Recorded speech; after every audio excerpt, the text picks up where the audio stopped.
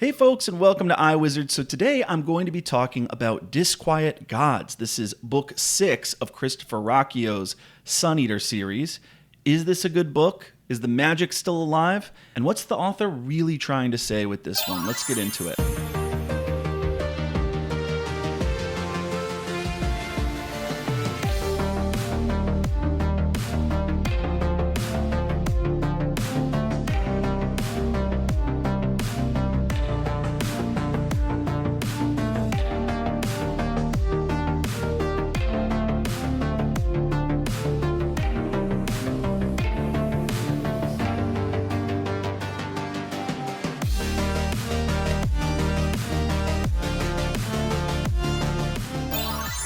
All right, welcome back. Jordan here. So at this point, I've discussed and made videos for all of the main books in the Sun Eater series. In fact, I may have to do a tier ranking video soon before the 7th book comes out. As I said, this is book 6 of the Sun Eater series. So definitely some bittersweet feelings here as this series winds to a close. But without further ado, before I give my full thoughts, let's get into a synopsis. It's now been 200 years since we last caught up with Hadrian, and our hero is now an aged, world-weary figure. The Empire, fearful that it's losing its ongoing war with the Cielsen, sends a messenger to Jad, where the 600-year-old Hadrian half-mortal has been hiding out in exile these many years for the crime of striking the Emperor. The messenger comes bearing a summons from Caesar himself, who has offered Hadrian a royal pardon in exchange for his help. Hapsis, the Emperor's secret intelligence organization, basically Men in Black in space, has tracked down one of the enigmatic Watchers, the titanic and vastly powerful beings that the Cielsen worship as gods. Now Hadrian, his daughter Cassandra, and his manservant Nima must race across the galaxy to kill the Watcher. Meanwhile, a terrible plague is gripping the galaxy, and the growing Cielsen threat has become existential in nature, especially now that the Cielsen have allied with the Lothrians, and this has given rise to an uncomfortable but necessary alliance between the Empire and the Extrasolarians, who must now put aside their differences to fight this uber galaxy-level threat together. As Hadrian seeks to do right by his daughter, and as he struggles to move on with his life after the loss of his paramour Valka, Hadrian must confront the very heart of evil as he learns secrets of the universe that will shake his very being to the core. In this penultimate Sun Eater adventure, Hadrian's loyalty will be tested as he fights on behalf of his family, old friends and new, the Emperor himself, and a great eldritch being known as the Quiet. Disquiet Gods merges the best of space opera and epic fantasy as Hadrian Marlowe continues down a path that can only end in fire. All right, so just a synopsis there. Let's talk about what I liked. Guys, there's so much to like about this book as we near the end of Hadrian's journey. One satisfying thing here is that, remember, this is a series that previews what the ending is going to be, or at least kind of hints at it at the very start of book 1, Empire of Silence. So we're starting to get little indications of how this whole thing is going to end. And I'd love to hear your theories and predictions in the comments below if you have any. I know I do. So what I liked, the first thing would probably be, in all honesty, just the quality of the prose. If you read the first several books of this series and didn't think it could get any better, you would be wrong. The prose is lush and silky smooth. It's patient and flowing. The diction and attention to detail is on par with someone like George R.R. Martin. And speaking of, I'm thinking of the overall story here.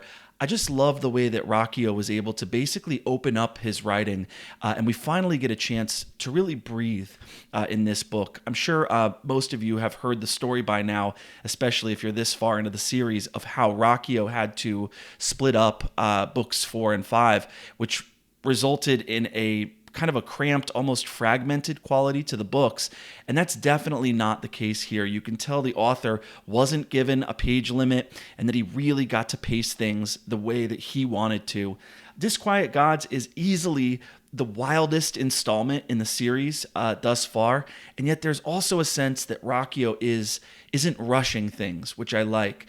So right from the outset, starting out on the planet Jad, we get to experience the beauty of this world. I mean, Jad is just so freaking cool with the volcano and the rivers of fire and the lava everywhere and the architecture. And Ruocchio just kind of luxuriates in that. There's more of everything in this book. You get a lot of backstory and catching readers up with what's happened in the series so far in the beginning, but you also get those classic inner monologues from Hadrian, lengthy descriptions of people and places, philosophical debates and conversations between old friends and new, revelations and dreams and prophecies. So this is a sprawling book with a real sense of texture to it, with a sense of myth and legend and history. And of course, for the pew-pew sword and sorcery junkies, this book also ends with a 150-page battle sequence in grand space opera fashion. So if you've enjoyed the journey so far, this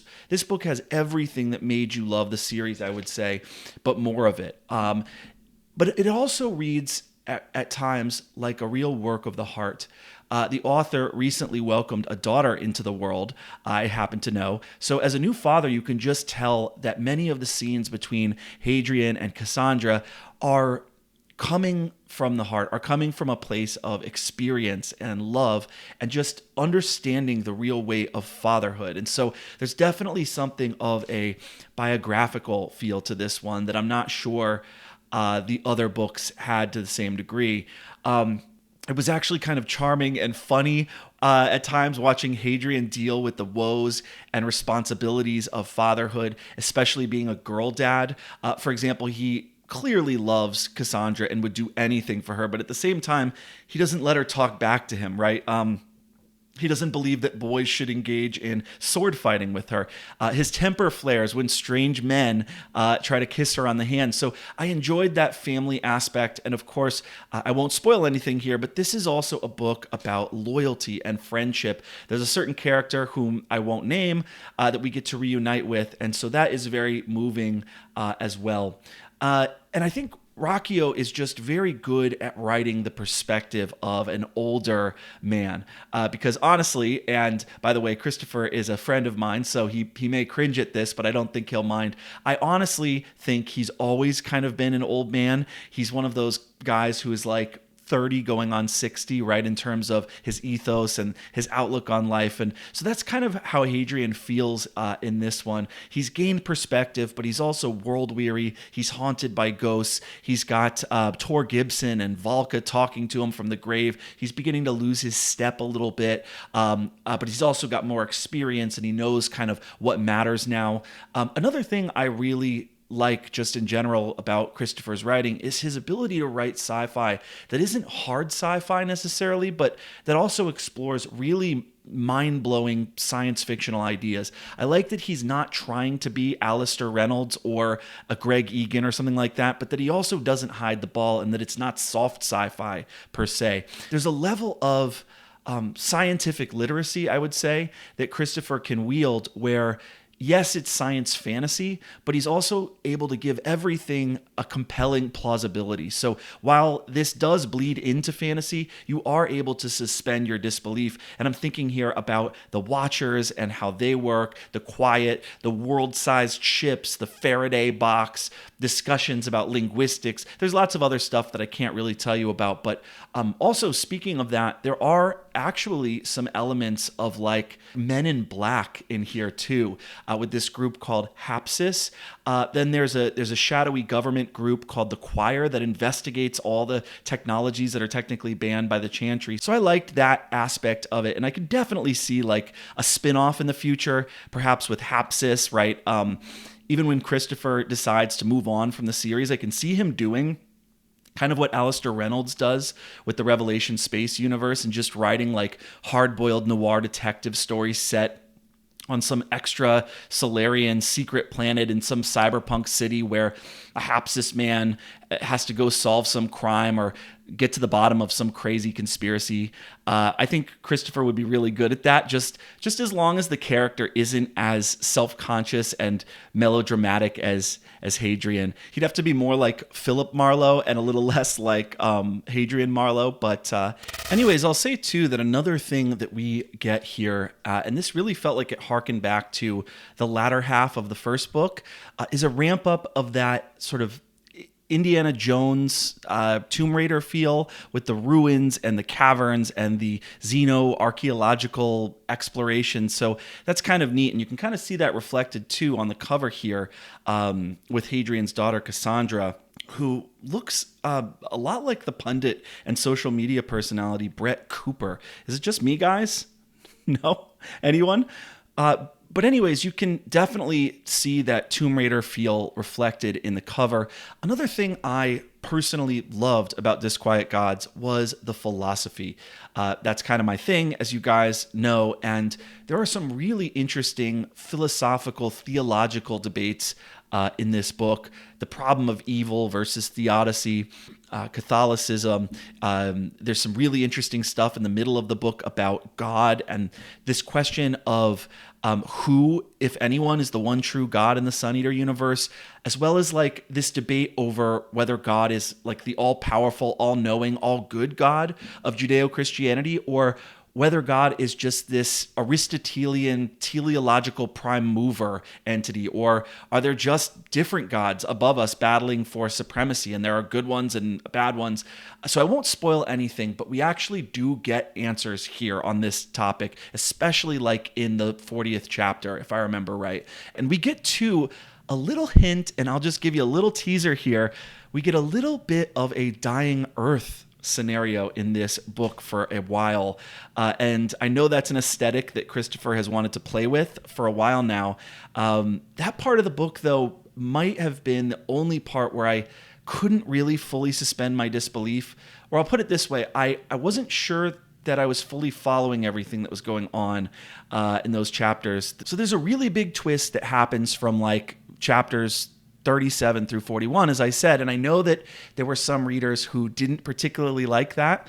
In fact, one Reddit user, I believe, actually wished death on Christopher for what he did to Hadrian in these chapters. Let me just say that I loved that whole stretch.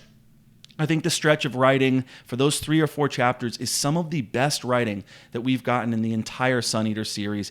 And Ruocchio is great at writing these really trippy, psychedelic, dreamlike scenes of prophecy and revelation. And that question, man, just comes at the exact right moment. That question that Hadrian has to grapple with, which of course is from Job. Where were you when I laid the foundations of the earth?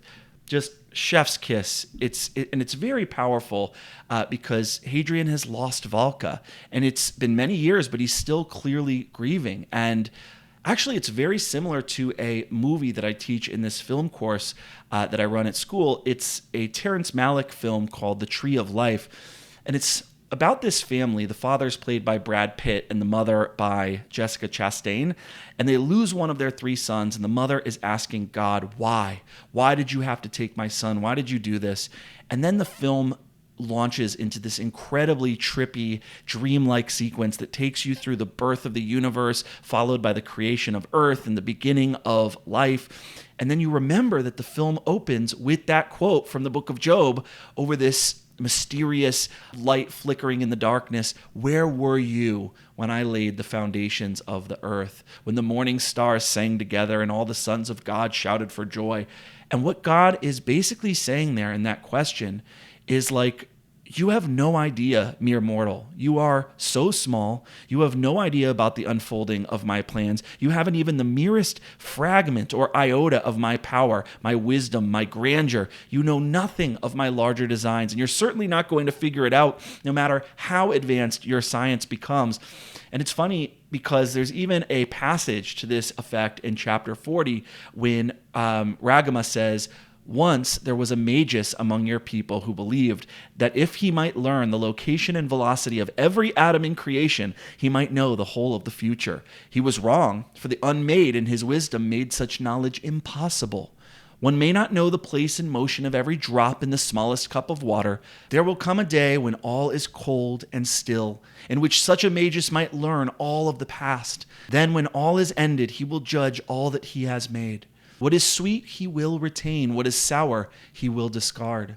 So I love that. And speaking of Tree of Life, which is obviously a reference to Genesis and Revelations, There's even a chapter in here called Tree of Life, and it becomes a very important concept in the book. So that's what I mean about this text. It's extremely meta-textual, but it's also hyperlinked, kind of like the Bible itself. And that's just good storytelling. Gene Wolfe does this, just the way that all of the books in this series, from Empire of Silence all the way to the end, just the way they're all kind of linked up. And there really are no dead ends. When the author brings something up, or he gives us a narrative thread, or introduces us to someone, that will come back, and each little thing is going to be relevant to the overarching narrative. Everything matters in Sun Eater, and everything is connected. So other stuff, speaking of philosophy, there are some serious metaphysical and ontological questions here as well that are very fascinating. Exploring, I guess, what you'd call simulation theory, and I can't give too much away about that, but I'll just pose the question to you that this book poses. What if our entire universe is just a dream that the Quiet is having, and we're just characters in that dream? Does that mean that we aren't real, or would that render us in some sense more real? There's also a returning character in here, and I won't tell you who it is, who is like a Barclayan idealist who believes that if you see something, and if you believe something, and if you can get other people to see and believe that thing, then it's true. That reality is just perception. Reality is just like a shared consensual hallucination, which is insane, but this character I'm referring to may actually be insane. And so there's just, in the same way that when you read Gene Wolfe, there's always something that you can find if you dig deeper, in the same way that you kind of need a chapter guidebook to fully understand what's going on in Book of the New Sun, and those exist, by the way. I would argue that Christopher is beginning to weave a similar tapestry here with this book. There's, of course, the surface level story, which people can enjoy and is interesting in its own right, but you can almost always dig deeper too. I don't know, right? Like, take a character like Kybalion, who is one of the Minos Magi. He's a painted man. If you remember, it's about a third of the way through the book. He's the one who quotes Goethe. And you might think, oh, well, Kybalion, that's a really cool name that Christopher came up with. But the name actually comes from the book, The Kybalion, a study of the Hermetic philosophy of ancient Egypt and Greece by the occultist William Walker Atkinson, one of whose pen names was Magus Incognito. And you can go down the rabbit hole of this guy's philosophy of mentalism, which includes the idealist notion that all is mind and that the universe is mental. So everything's linked up. There's something deeper underneath all of these characters and references. But I would say that the perennial debate in this whole series, again, as I've mentioned before, has to do with Gnosticism versus materialism. Actually, we get in this book a new sect of Gnostic belief, or something like it, with the Order of Seekers, who, quote, believe their prophet discerned a structure in the background radiation of the cataclysm that followed the first cause. The Seekers believe this is proof of the falsity of creation. They seek escape from it. That is why their high priests dispose of their bodies. They would dispose of their brains if they could. And so that's such a prominent theme in this series. And you see this too in Disquiet Gods, with this whole question of whether the Empire should ally with the Tavrosi and other extrasolarians. And that's fascinating because there are so many situations in like geopolitics, and we see this throughout history, when being a grown-up, when doing the right thing often means you have to work with people that you don't like. That in order to tackle larger, more existential threats, you do have to ally with groups or nations who don't always share your values, right? It's the enemy of my enemy is my friend principle. And so this can be really hard, right? It's kind of an adult thing. And especially in this book with the Lothrians are like evil Orwellian space communists whose, I don't know, secular liberation theology seems to have been written by like Herbert Marcuse, with a dash of Judith Butler and like John Money, if you really think about it. So it's no wonder they ally with the Cielsen. And without saying much about it, if you want a taste of evil Lothrian degeneracy, I will share a quote with you from chapter 33. This gives you a sense of what these guys are all about. The Lothrian soldiers all had the same gray skin, the same short black hair, The same hollow eyes. The images of the dead were nude, showcasing the modifications made to the human form by their Lothrian creators. They were, beyond doubt, Noayukni, the Lothrian new man. Theirs were the faces and wide hips of women, the broad shoulders and strong arms of men. The one displayed had the black scars and red burns of disruptor damage on one small breast, the shot that stopped its heart. The Jadian coroner had not spared the subject its nudity, and its sex was on full display, the penis situated above the labia without visible testes. I averted my gaze. Right? So, sound a little bit familiar, right? So this is Marx's species being in action, right? This is what the Bolsheviks called the new Soviet man. Same idea. But the Tavrosi, remember, are also morally suspect in their own way. They're like degenerate libertarian techno-materialists with their god of reason. And you can see this dilemma in the following quote from chapter 33. The Lothrians sacrificed every one of their people in service to their unholy book. It was so. But the Tavrosi had not hesitated to speak of sacrificing Valka's mind to save her body. So in the end, what do? You're torn, right? You have to decide who you're going to ally with. Who is the lesser devil? No pun intended. And it's not that different from what Roosevelt and Churchill had to do in World War II. You might have to temporarily ally with the evil Soviet Union in order to defeat Hitler, you know? In fact, Churchill actually once said, and I quote, "If Hitler invaded hell, I would make at least a favorable reference to the devil in the House of Commons." So we definitely see this play out in Disquiet Gods, even though I'll say that there is another reason that Hadrian himself is more willing to ally with the extrasolarians in this book. And I'll say that it has a little something to do with friendship, and you'll see what I mean when you read the book. But anyways, I was going to do our usual big idea segment here today.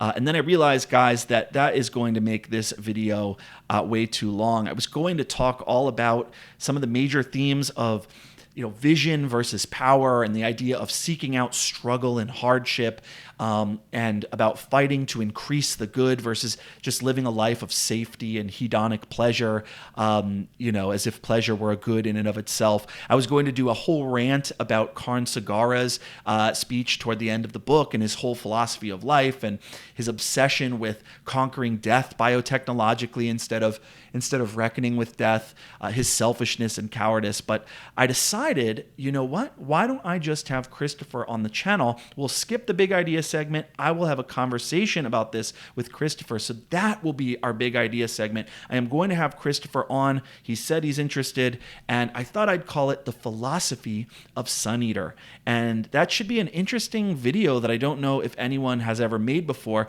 and that will give us some more time to chat about all of this stuff. All right, that's going to be it for us. Get in touch with us on Instagram, Facebook, Goodreads. Tip your starving booktuber on Patreon. We'd love to have you do that. Hit the subscribe button at the very least and leave your comments in the section below. And until next time, thank you for watching and happy reading.